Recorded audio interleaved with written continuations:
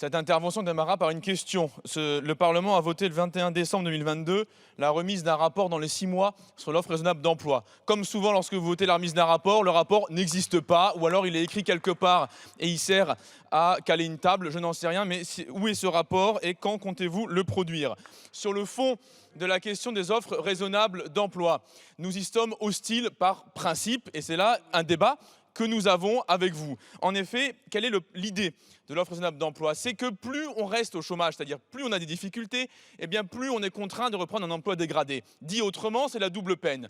Plus la vie est difficile, plus l'emploi auquel on est confronté, qui nous est remis, est un emploi de mauvaise qualité. Aujourd'hui, dans ce pays, on a le droit de refuser une seule fois un emploi qui est dit raisonnable. Raisonnable, qu'est-ce que ça signifie? Ça veut dire compatible avec les qualifications, ça on voit ce que c'est, diplôme, convention collective, et compatible avec les compétences. Dit autrement, tout emploi non qualifié est compatible avec n'importe qui, puisque vous raisonnez en termes de compétences et non pas de diplôme. Deuxièmement, est raisonnable une offre dont le niveau de salaire est inférieur à la moyenne du métier. Et donc, dit autrement, il suffit de faire changer les gens de métier pour leur baisser leur salaire. Donc oui, l'offre raisonnable d'emploi sert de machine de guerre contre les qualifications et contre les salaires dans notre pays. Bref, il suffit de mettre quelqu'un vers un autre métier qui est moins bien payé que celui qu'il ou qu'elle exerce aujourd'hui pour obtenir une réduction de son revenu. Vous dites, c'était le débat en commission, mais si la personne veut réduire, eh ben elle le fera librement.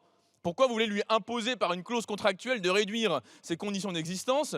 Si jamais elle veut revoir à la baisse le niveau de salaire ou les qualités de l'emploi, eh bien elle est majeure et vaccinée, elle s'en occupera toute seule sans vous. Bref, si vous voulez des engagements sur le marché du travail, demandez-en à celles et ceux qui sont responsables, à savoir le patronat qui propose des offres d'intérim la nuit à peine payées au SMIC, parce que c'est là que se joue la réduction du niveau de vie de la population, c'est là que se joue la réduction du pouvoir d'achat, et pas dans le fait de faire une chasse aux chômeurs qui ne servira à rien, sinon à les appauvrir.